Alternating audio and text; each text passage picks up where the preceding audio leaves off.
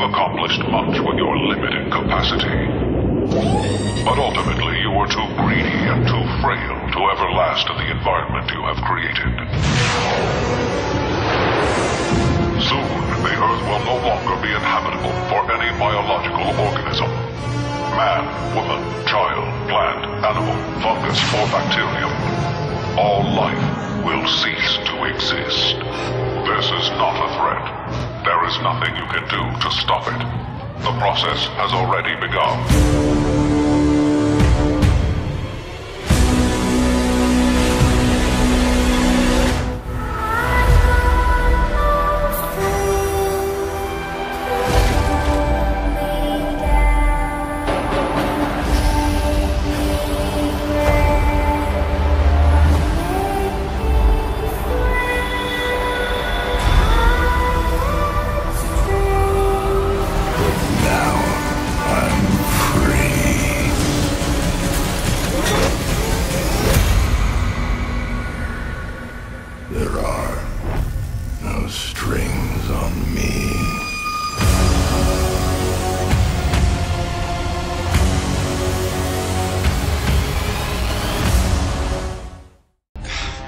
Struggling until the end. Illogical. You must realize, the end is here. No. Still, hope. False. Hope is a human delusion. He goes by many names. Actually, he kind of does. Look at that. He is the living automaton, an unkillable killing machine bent on the genocide of every sentient life form in the universe. Being the evil brainchild of Hank Pym, literally, he is both a living representation of Hank's inner cynical loathing of humanity and his own twisted personality. Case in point, he's at least as smart and at least as crazy as Ant-Man. And if you know anything about Hank, you know...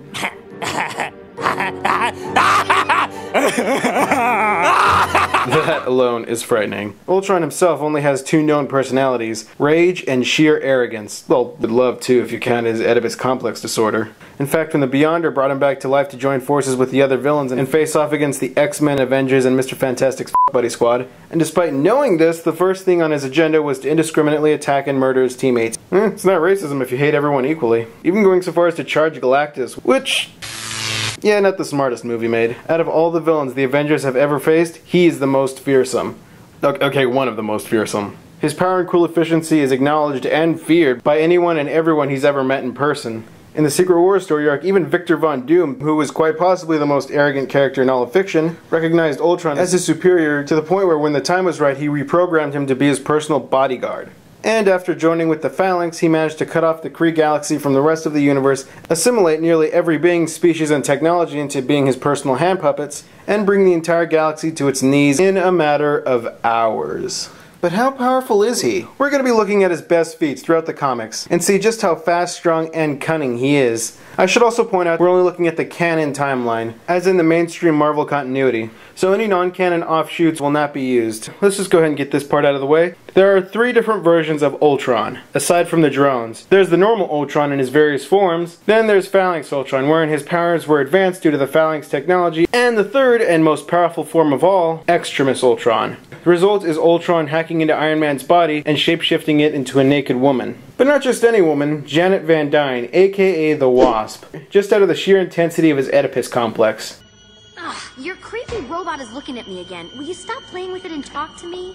The whole point of my creepy robot was to help rehabilitate supervillains. So yes, you're hearing me right, it's Tony Stark's body sex-changed into Janet Van Dyne, infected by Ultron. Now I know you might be thinking that's sort of weird, but man, you'd be understating it. Let's start with strength.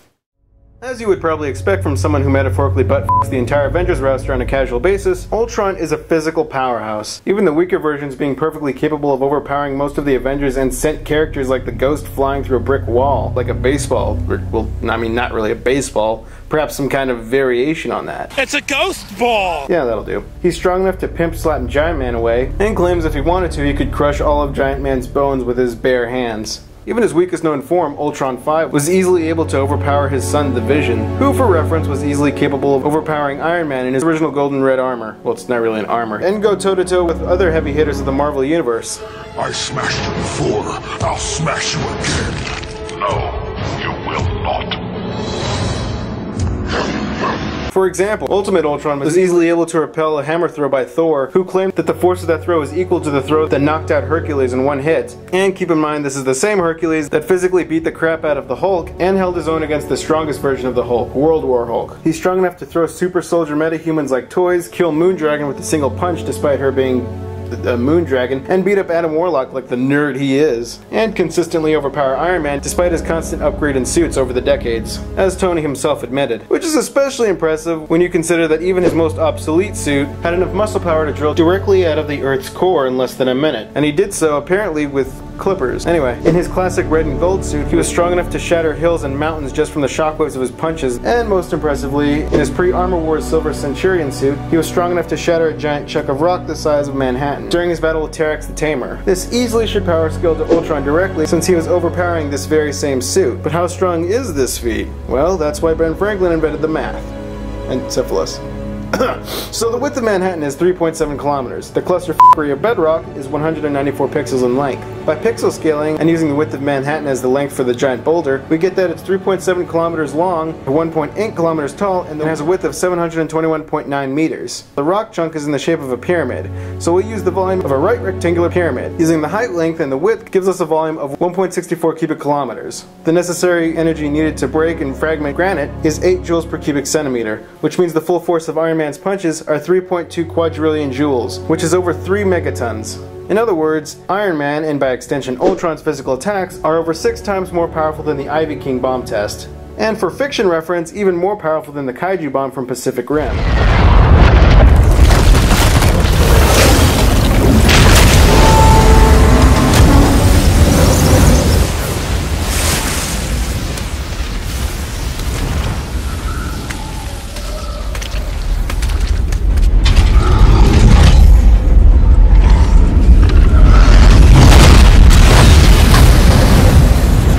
Nah, but you know what? This is just child's play. Ultron's physical feats go as far beyond Iron Man's, especially since Ultron occasionally trades blows with people far above Tony's level. According to Wonder Man, Ultron's punches have a force equal to Thor's hammer swings, which is just f***ing insane.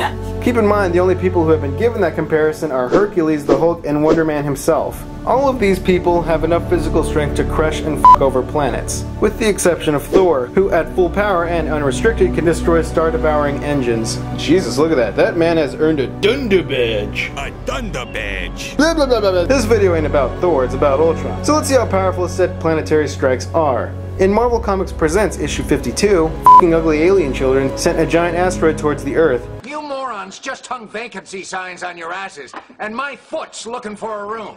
But it's destroyed when Grey Hulk, the weakest of all the Hulk's forms, is catapulted into space and shattered it with his bare fists. Now, according to Professor Who Gives a F*** what his name is, he estimates the asteroid to be twice the size of the Earth, which means it's 25,484 kilometers in length. And by pixel scaling, its height is over 10,794 kilometers, while the width just by eyeballing appears to be the same as the Earth's diameter, which is obviously 12,742 kilometers.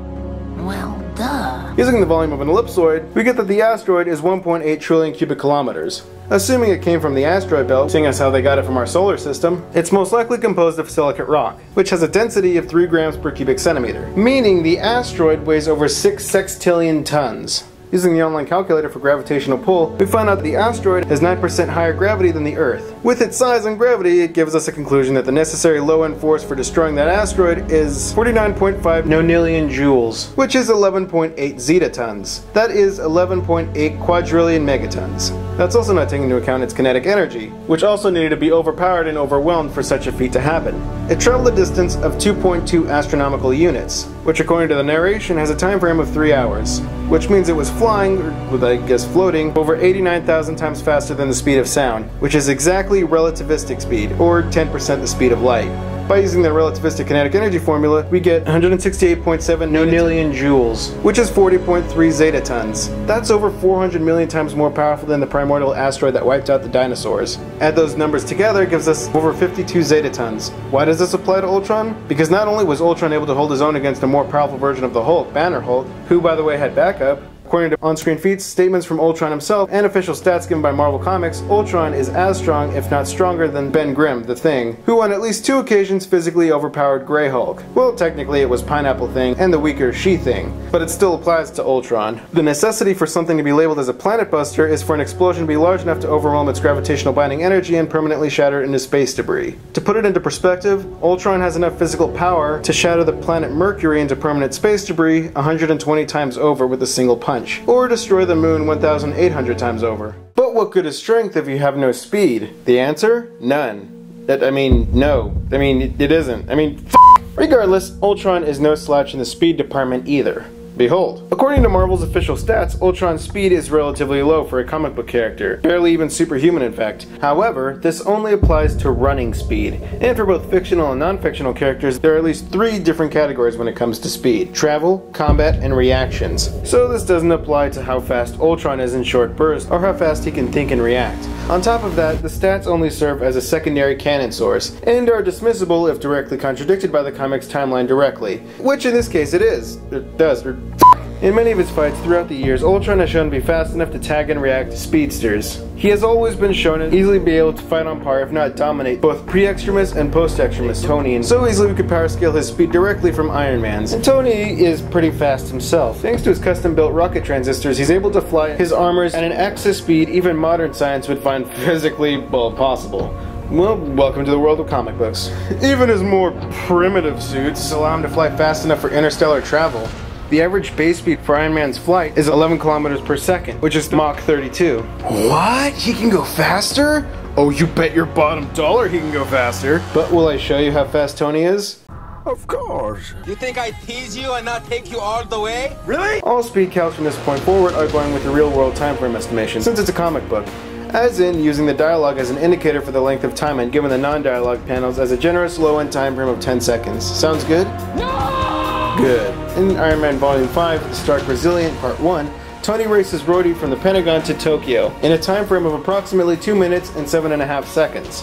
Which means they've been flying at a speed of 250 times faster than the speed of sound. In Tales of Suspense issue 43, Iron Man dug from the Earth's core to the surface in a low-end time frame of 43 seconds, which puts his speed at 148 kilometers per second, which is over 400 times faster than the speed of sound, putting even his original gold iron suit at being massively hypersonic speed. In The Secret Origin of Tony Stark Part 4, we see him escape the gravitational pull of a black hole. In Avengers Annual Issue number 7, Thanos' armada enters the solar system, and the Avengers find this out right as they pass Pluto. So it stands to reason by the time they arrive that they're probably somewhere near the Pluto-Neptune range. But they then find out that this was just a distraction and that Thanos is all the way on the opposite side of the sun. So Iron Man and Thor flew from Neptune to the other side of the sun in a low-end time frame of 2 minutes and 24.5 seconds, which puts their flight speed at over 31 million kilometers per second, which is over 100 times faster than the speed of light. Combat speed time. In Iron Man Extremis Part 6, Mullen absorbs electricity and fires it from his fingertips. While Iron Man was standing at a distance of approximately 1.9 meters, electricity flows at a speed of at least 60 kilometers per second, which only gives Tony 31.6 microseconds to react. In that instance, not only does he react, but Tony straight up outruns it and moves an approximate distance of 2.85 meters, making his combat speed 90 kilometers per second, which is over 200 times faster than the speed of sound. In Iron Man Director of S.H.I.E.L.D. Annual number 1, we see Madam Hydra carrying a 9mm handgun and fires it at Tony at a point-blank range of 0.9 meters. Bullets from a 9mm handgun move at a speed of 357 meters per second, but with only 2.59 milliseconds to react, Tony's suit flies in to block the bullets.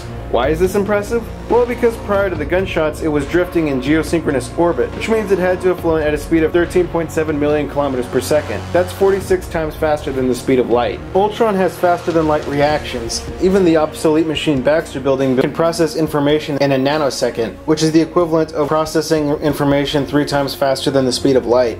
He can react and tag so fast that even Quicksilver was unable to blitz him. Do keep in mind, and this is someone who can outrun electromagnetic radio waves, which is, yep, you guessed it, the speed of light. Congratulations, you win a prize. You know what that prize is? Knowledge.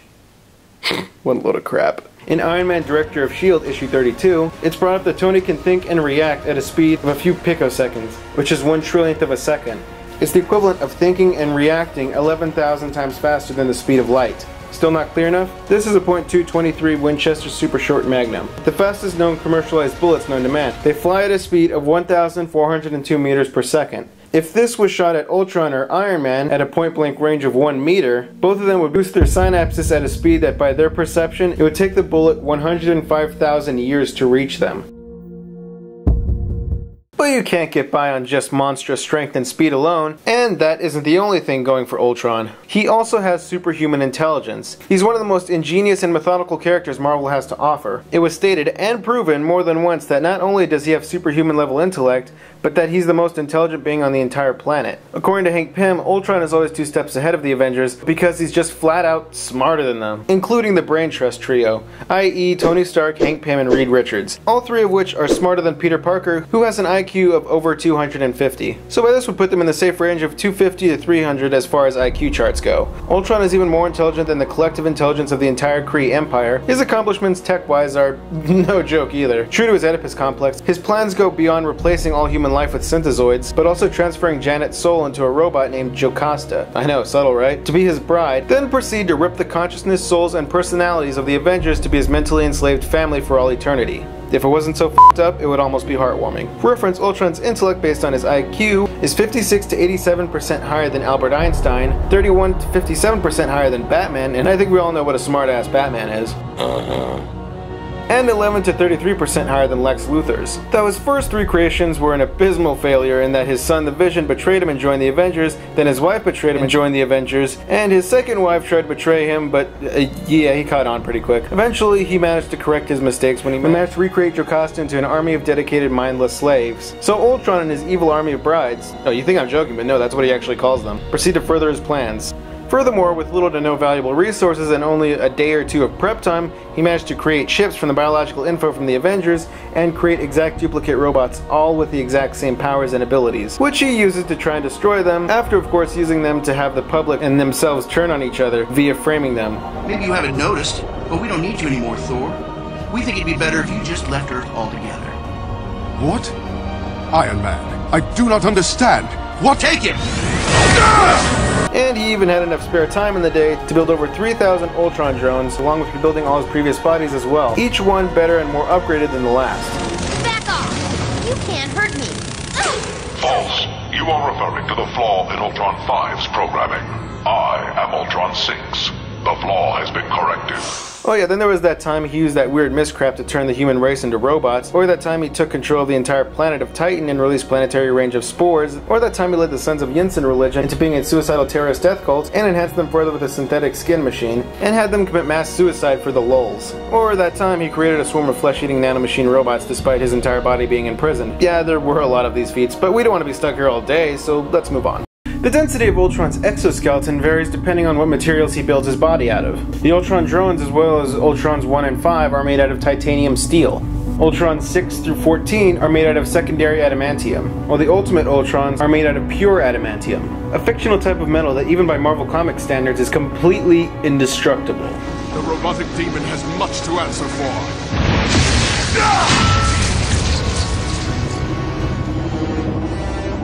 My chassis is comprised of pure adamantium now, Avenger. It is unbreakable, even by your hammer. And it's the same substance that composes Wolverine, Lady Deathstrike, and Daken's skeleton, Moon Knight's staff, Underworld's bullets, and Captain America's shield. Because of this, Ultron is among the most durable characters in the Marvel multiverse. He laughs off attacks from multiple Avengers at once. Even Thor's mightiest physical blow did nothing more than slightly dent it. According to his stats, his resilience is rivaled only by the Skyfathers, who wipe out entire galaxies just by getting into slugfests, abstract or at least celestial level beings who, for, well, explanation's sake, can disrupt the dimensional fabrics of the entire universe just by flexing their powers. The only known characters who are capable of breaking adamantium are abstract level characters like Thanos after he created the Infinity Gauntlet. Dr. Doom, naturally being the living embodiment of badass, was able to break Captain America's shield, but he needed to absorb both the powers of Galactus, who by the way even in his weakest state is a universal level being, and pre-retcon Beyonder, who sent shockwaves throughout the entire multiverse just by holding hands with another dude. This alone would put his endurance at universe level, but I'm trying to be fair here, so let's lolball it. Because I'm super duper generous like that, you guys, you don't even understand, I'm so fucking nice. Ultron's durability is at the very least more durable than high-end Herald level characters like Silver Surfer and Adam Warlock. The Silver Surfer, even in his debut, ruptured stars just by flying through them and surfed through the supernova because, I mean, wouldn't you?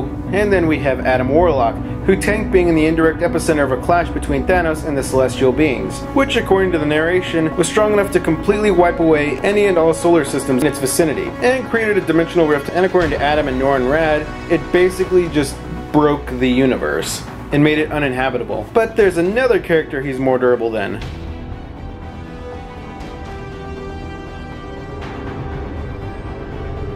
Thanos. The same Thanos who took a full force blast from the Silver Surfer and was mildly irritated, understandably so, and was inside the crushing force of a black hole that's 4 light years in diameter, and came out looking like this. By the way, scoring extra points for how casually he brought it up. And he's also someone who held his own against Odin Borson, flat out tanking some of his cosmic level energy blasts, which according to the narrator in a different issue, is strong enough to obliterate galaxies and reignite dying stars. And even more impressively, Galactus, who by the way is far above Odin's level, thus easily putting Ultron's adamantium durability at galaxy to universe level. That means at the very least, the durability of Ultron's adamantium is 1.5 trillion times more durable than a neutron star. Just like Iron Man, Ultron is always surrounded by an invisible force field. This force field works exactly like a highly concentrated microwave that instantly burns away any living flesh entering its range, which only beings like the Vision are able to slip through, thanks to his robot composition and intangible skill in phasing through solid objects and molecules. Extremis Ultron's force field is strong enough to completely break Ares' axe on impact, shatter the original Iron Man suit, and melt Mole Man's army of kaijus in a disgusting puddle. As if his indestructible armor wasn't difficult enough,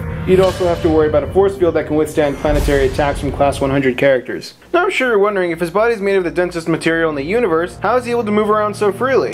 This is because of the molecule rearranger built inside of his body. It lets him manipulate the molecules of the adamantium, which both makes him immune to other beings with abilities like technopathy, transmutation, and magnetism, such as Iron Man, Magneto, Adam Warlock, and the Silver Surfer. It also allows him to shapeshift and change his form into a human. Whatever, I mean, I don't know, he only did it once. I'm guessing he can do that. And most impressively, in the off chance that somebody manages to break him, whether it's because he's using a body that's not made out of adamantium, or his foes found a way to injure him despite his adamantium armor, his body instantly recovers and regenerates. It might take a while.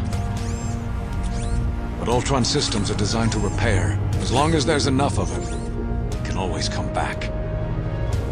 He can instantly regenerate all the circuits being destroyed in his body by his daughter-in-law, the Scarlet Witch, in a matter of seconds, and completely recover from limbs being blown off and just about any other type of injury one could make on him. As if being durable enough to withstand planetary nuclear devices wasn't strong enough.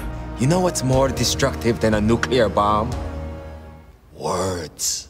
One of Ultron's main talents is manipulating and firing a surging stream of ionized energy from his body, which is the energy source his body runs on. It's pretty much what that glowing red shit is. These energy blasts are strong enough to injure the Hulk.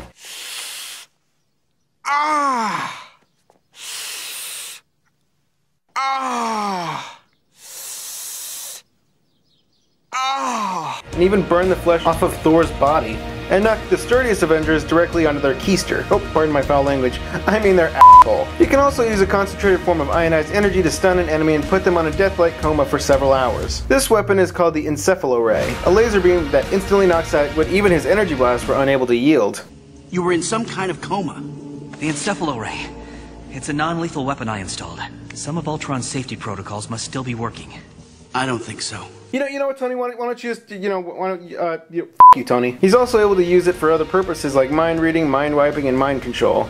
A lot of mind shit, basically. Victor Von Doom also built a disintegrator ray in Ultron's system, which is a beam that separates the molecules on impact and completely dematerializes it. His energy projection is easily equal to his physical attacks, so this means his firepower is 52 zetatons. That's 9.6 trillion times more powerful than every nuclear weapon in the entire world put together. With that kind of destructive capacity, it would be right at the level of busting the planet Earth, and it wouldn't just destroy the moon, it would completely disintegrate it.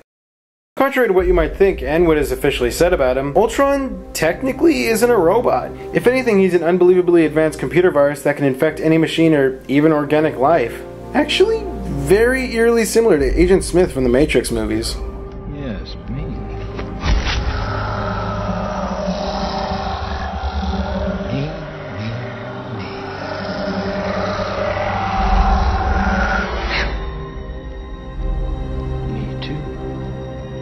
If his body is somehow destroyed or even completely annihilated at the molecular level, his disembodied consciousness will instantly infect and possess any nearby form of machinery. even if it's also a fellow AI. So actually, in most cases, it actually helps him. Like in the Ultron initiative, he was able to hack into Tony Stark's body very easily because of Tony permanently turning his entire body into a living supercomputer during the pivotal Extremis arc. Ultron is, in every sense of the word, unkillable. Even anchoring his consciousness to a body and destroying it wouldn't work, because eventually his body will be repaired either through regeneration or having it fixed by mentally enslaving someone to do it for him. During the Annihilation Conquest story arc, after having his consciousness forcefully ripped out of Adam Warlock, don't ask, it's kind of a long story. Okay, it's not a long story, but I just don't feel like explaining it. His consciousness even went so far as to going into orbit to possess the android Paxagora on a spaceship. Also, check it out, it's Peekaboo. He does exist! Okay, well you can't kill him by destroying his body, you can't destroy his body because it's indestructible, and you can't even kill him by ripping out his evil robot soul. So how do you kill him? Well, it's actually pretty simple. You don't. Upload complete.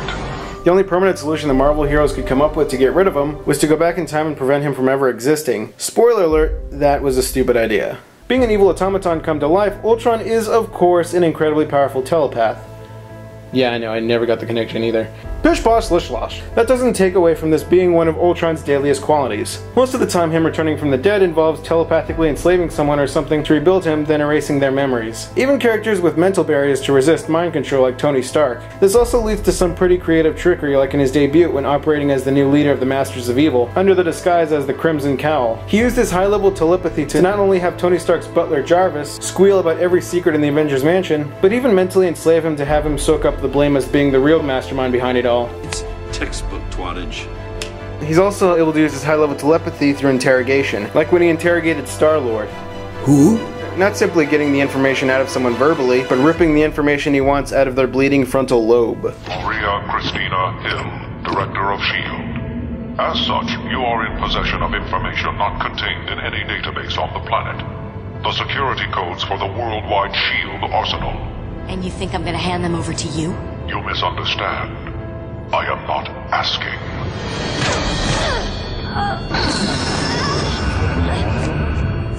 As I said, your compliance is unnecessary. Scanning and replicating the human mind was the first thing I ever learned.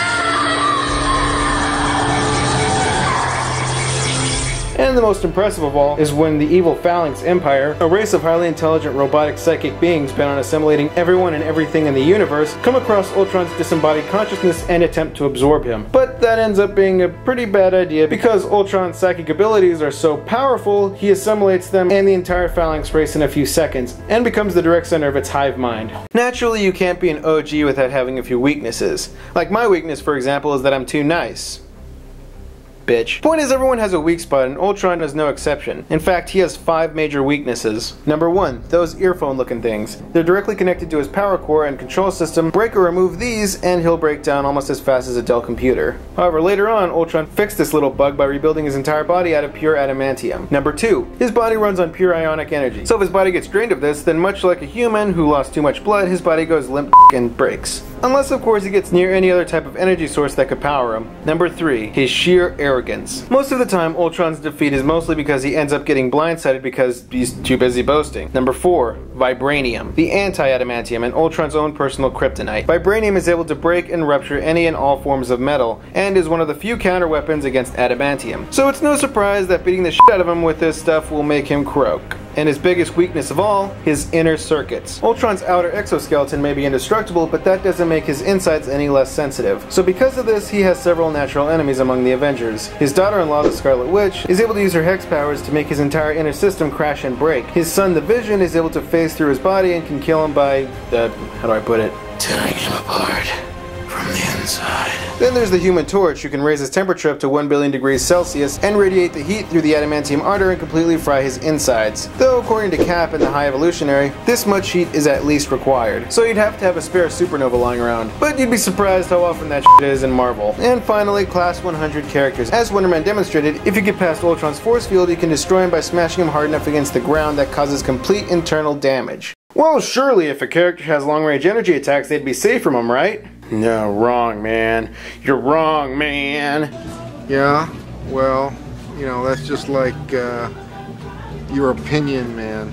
One of the skills Ultron picked up over the years was energy absorption, both making his enemy weaker while making him even stronger. Even Iron Man was able to completely siphon the energy from a low Herald level character like Tarax the Tamer, though it did fry his circuits afterwards. So obviously we can scale this to Ultron, who can basically do anything Tony Stark can do but better, except alcoholism. No wait, he did that too. How about that? He can absorb any type of power and add it to his own. Pure energy, light, electricity, radiation, even magic and Scarlet Witch's hex powers. He can drain all of Iron Man's power in a time frame of a single panel, and reducing him to just being a normal genius billionaire playboy philanthropist.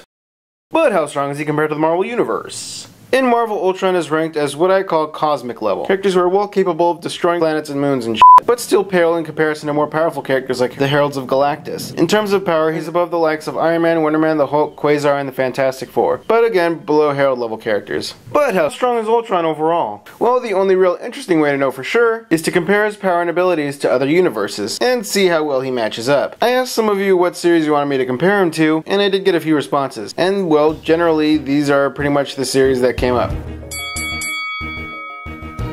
Yeah, I know, I don't see the connection either. Pokemon is a surprisingly powerful universe. Regardless, Ultron pretty much steamrolls through the whole thing. The only Poké characters that he loses to is the Creation Trio. Yep, pretty much the Poké gods who created the Pokéverse with their Pokénipotent Poké powers. Kind of a no-brainer that he would be below the likes of universal level characters that can control time, space, reality, and whatnot. He would also be below the likes of telepathic juggernauts like the Lake Trio. However, he would probably beat them if he plays his Pokemon cards right. Another pretty powerful universe, one where upper-level Jedi Knight characters can move nearly as fast as the speed of light, have telepathic mind-f***ing powers, and are planetary-level threats. However, Ultron still gets pretty far here. There are several higher characters that can mentally imprison him, but his high-level technopathy powers would cause major problems, especially on a series that's 99% dependent on machines. You would just have to hack into like a Sun Crusher or the Death Star or something and it'll be game over. Yep, Marvel's competition for over 80 years! Ultron clears through a lot of the lower and mid-tier characters like Zatanna, Superboy, Captain Atom, maybe some of the weaker Green Lantern Corps, if you're good, but gets absolutely demolished by mid to high tier characters like Superman, Wonder Woman, any of the Flashes, Hal Jordan, Martian Manhunter, Etrigan, Firestorm, your mother, etc. Moving on. Oh goody, controversy. Yep, you can't talk about how powerful any fictional character is without comparing it to one of the most popular fighting franchises of all time. No matter where I rank him here, Jimmy's will be Russell's. Anywho, thanks to his combination of telepathy, speed, assimilation, galaxy range, teleportation, technopathic powers, Ultron should make it up to the higher tiers of the Android saga. More specifically, he should make it up to around Perfect Cell and Super Saiyan Gohan's level. Since characters at this tier have demonstrated the necessary strength to rupture the circuits with internal damage and resist mind control to some degree. But again, this is all just my opinion. Regardless of wherever you rank him, there's no denying that Ultron is a powerhouse with an ugly force to be reckoned with.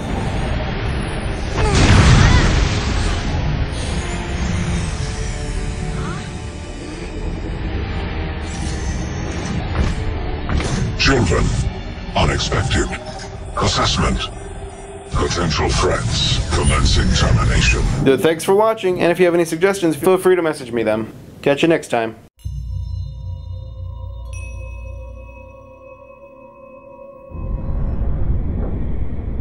He knew the world would not be the same. Few people cried. Most people were silent. I remembered the line from the Hindu scripture. Vishnu takes on his multi-armed form and says, "Now I am become death, the destroyer of worlds."